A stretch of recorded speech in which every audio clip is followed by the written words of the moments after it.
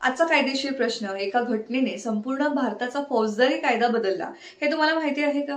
2012 मध्ये दिल्लीतील एका अत्यंत भीषण लैंगिक अत्याचाराच्या घटनेने संपूर्ण देश हादरला. या घटनेनंतर देशभरात न्यायासाठी मोठ्या प्रमाणावर आंदोलन करण्यात आले. त्यानंतर जस्टिस जे.एस. वर्मा ही कमिटीची स्थापना करण्यात आली. या समितीच्या शिफारशीनंतर क्रिमिनल लॉ अमेंडमेंट 2013 हा कायदा लागू करण्यात आला.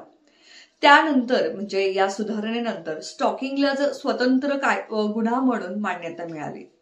वोयुरिझम म्हणजे महिलेच्या गोपनीयतेचा भंग करून चोरून पाहणे किंवा चित्रीकरण करणे या विरुद्ध स्पष्ट तरतूद करण्यात आली.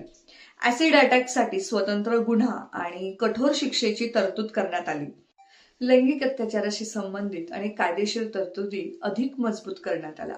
आज BNS लागू असला तरी पण या सुधारणांनी भारतीय फौजदारी कायद्याच्या विकासात महत्त्वाचा टप्पा निर्माण केला. अशा गुन्ह्यांचा परिणाम फक्त एका व्यक्तीवर होत नाही, तर तो संपूर्ण समाजाच्या सुरक्षिततेच्या भावनांवर परिणाम करतो. म्हणून कायदा, संवेदनशीलता आणि सामाजिक जबाबदारी या तिन्ही गोष्टी तितक्याच महत्त्वाच्या आहेत. काही घटना इतिहास बदलतात, तर काही घटना कायदा बदलतात. निर्भया केस हा भारताच्या न्यायव्यवस्थेतील असाच एक महत्त्वाचा टप्पा आहे की ज्याच्यामुळे कायदा बदलला. तुमच्या मते कठोर कायद्याबरोबर समाजात कोणता बदल सर्वात जास्त आवश्यक आहे? कमेंटमध्ये नक्की लिहा. उद्या भेटूयात अशाच आजच्या लँडमार्क जजमेंटच्या पुढच्या भागामध्ये.